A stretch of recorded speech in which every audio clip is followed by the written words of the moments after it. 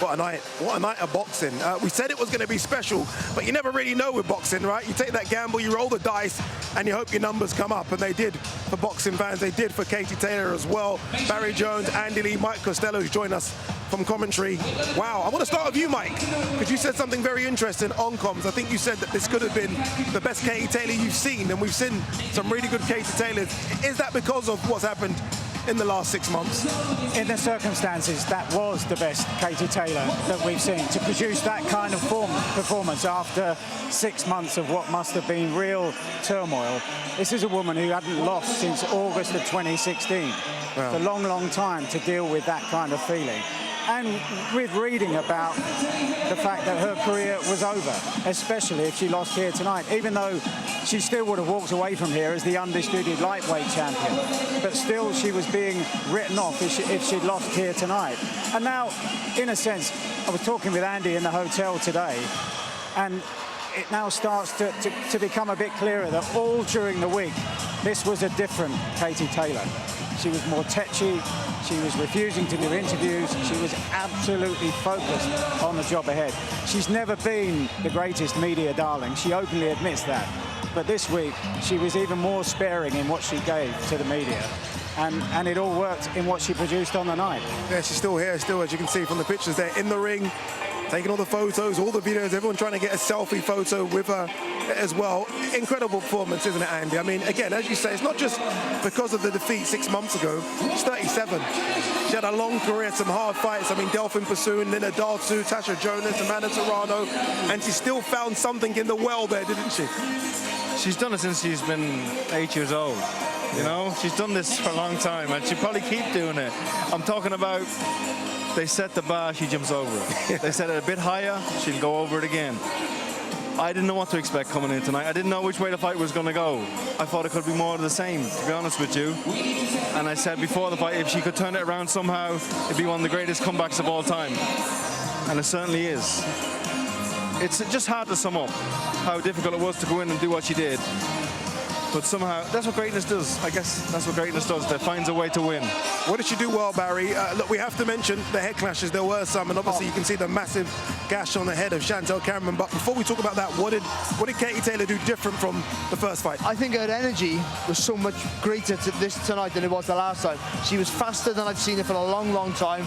And every time Cameron threw a shot, she threw in flurries. So I had Katie Taylor by 3 rounds, but that was a really close fight. Every round was really close, really close. And I just thought the work rate of Katie Taylor was winning most of the rounds. I just thought she was willing to throw that extra combination.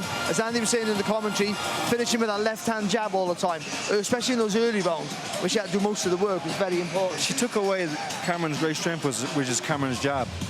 By edging slightly back, taking the distance, and then when Cameron did throw it, she'd slip it and come back with her right hand or her left hook or her left jab. And Cameron never really come to terms with that, I don't think. You know, I'm not sure if she ever expected that, her jab not landing, and what to do after that. But, like, sorry, Mike, but like rematches are won and lost on small adjustments, and that was a small adjustment that made a big difference. I've often said on the biggest events, you can tell how exciting and measure how great they've been by we all start talking over each other. And we listen to this, I mean, the crowd are clearing out now, but think about it. 22 years ago, she fought in the first female sanctioned bout in this country over at the National Stadium across town. 15 years of age against another young girl, Alana Audley. Who could have said on that day that it would grow into this? She is just beyond remarkable. And she's legitimized female boxing from the amateurs all the way to the pros. Yeah. And that fight stands with the male or female, forget about it. That's a fight for the ages right there. Yeah. It is. I never thought that we'd be talking about Katie Taylor Croke Park and it not be Amanda Serrano. I thought she's going to need that dance partner, Amanda Serrano. All of a sudden, here comes Chantelle Cameron, who, again, put on a good performance here, put on a good performance 6 months ago. And they're going to go again. I know Chantelle's going to be bitterly upset. She's going to watch the tape, but they'll go again. Croke Park, it's going to be insane. Chantelle will watch that and think, that was a winnable fight for me. I could have won that. I mean, you know, Katie went up to another level, but she'll see gaps where if I would have done that a little bit better, some of those close rounds would have been mine, and that's a different fight. let's give her credit there, because she had to dog it out with that big massive cut on her head, and it was mainly Taylor's Let's not fault. forget the first knock round. The first. I was going to say that the first knockdown. If that goes against Katie, it changes everything. And it was a knockdown. I think we can all agree it was a knockdown. It wasn't a tangle of feet, was it? That was a knockdown. It looked like wasn't it? unless it was stood on the foot, it looked like a solid jab to me that knocked Katie Taylor down. Will Nigel Travis and Jamie Moore have anything to say about the head clash? I mean, Katie did come in quite a lot with the head, Mike.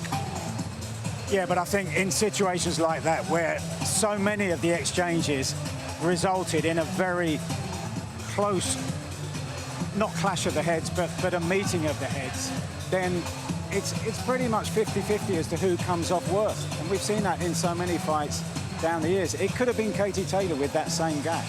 Yeah, indeed. I mentioned that we're going to see it again, and fingers crossed we do at Croke Park. We thought we were going to see Katie Taylor, Amanda Serrano. Is it nailed on that we do see this trilogy again? Are both ladies going to want this? I think there'll be a financial reward for them to want to do it again. That helps. And for us, we want to see it again. Selfishly, as boxing fans, who won't want to see that again? I mean, it's not good for their health, but you know, horribly for our enjoyment, that's a great fight. I mean, at what point, though, and some might call this negative, and it isn't, trust me, I'm a big Katie Taylor fan. At what point do you say, Kate, I mean, look at this. You can go out on this high. Has been undisputed in 2 weight classes. You can say, you know what, enough. At what point can you do that? we've already passed those points many times. The Amanda Serrano in New York, that was it. That was a hard fight, a great atmosphere, an unbelievable event. Everything about it was perfect, a perfect way to go out. That wasn't enough for her. You know, so I don't know when she'll quit. I think someone's going to have to pull her out of the sport. I think that's what's going to happen. But she rolled back the clock there. I didn't think I thought I was big on Chantelle Cameron. I thought she was going to win the fight quite clearly. I did. And she's still here. She's still here. I might go down there and get a selfie myself very quickly. This is the media. This is it. By the way, talking of Amanda Serrano, she's at the front of the rally in the campaign for 12 3-minute rounds. Now, you might argue that you want to see 12 3 minutes of that. I don't think we would have got that. No. I think the 10 2-minute rounds produced what we've seen here, what we saw in New York. That's why I think that is where this sport, women's boxing, should stay for now. Yeah, when indeed. you're getting nights like that, why on earth change it? I don't think we would have seen that over 12 3-minute rounds, because they've trained for too long for 10-2s. When you think of it, and look, when fighters come to the end, and look, I agree with you, she's certainly not going to retire. You start to look at CVs and resumes to compare each other to the best. You look at her resume now, and it's outstanding, isn't it? It's outstanding. It's ridiculous, isn't it? It's incredible, because the comparison will be made with Clarissa Shields, who is the greatest female fighter of all time. Let the debate begin. Is she though? Let the debate begin, Andy. Is she though? After this? I think It's a good debate. It's a good debate. The problem It's a good debate. that Clarissa Shields has is she might be the greatest woman of all time because she's dominated every opponent she's faced. But Katie Taylor has faced harder opposition, I would say. And also, I think she dragged the sport out of a... She dragged the sport into a new sphere. Yeah. She has. She's made the sport so much... The marketability of women's boxing is... There's been loads of people on the way up to help it, but she took it to another level. Her all by herself. No one else. That woman did it.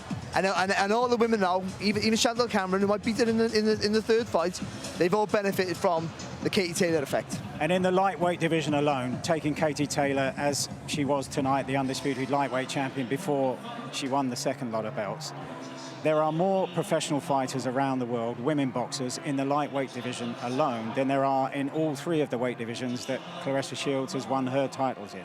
It's about the level of competition. It's a good stat, that is. Didn't know that. It's about the platform. If the platform is more heavily populated, it's harder to get to the top in any sport, in any field, in any industry. And that's why Katie Taylor, for me, stands alone. But whatever you say about pen and paper and statistics, it's the impact she's had outside of the ring. Forget all the numbers and the pen and paper. Just what we heard here tonight, how many kids, and I mean boys and girls, in clubs around the world have been looking at and taking inspiration from Katie Taylor, even more so tonight after what she's come back from. Mike, she can't do this at 37, they said. Well said, Mike. Well said. Andy, final word from you. The atmosphere, incredible. I mean, you were looking up. Again. Yeah, how insane was that? I mean, we've experienced a lot of good atmospheres. We've seen it all. Barry, you've seen it all. It's up there, isn't it? It's up there. I can't and this remember is why one. every time you come to ringside, you get that little giddy feeling, because you just never know. I didn't think there was another night out here like this in Katie Taylor. She just delivered it. She certainly did. I've certainly got that giddy feeling, still got it. Look, another amazing night here in Dublin. It was all about revenge and redemption for Katie Taylor, and after another classic contest, it was the Irish legend who takes her legacy to another level.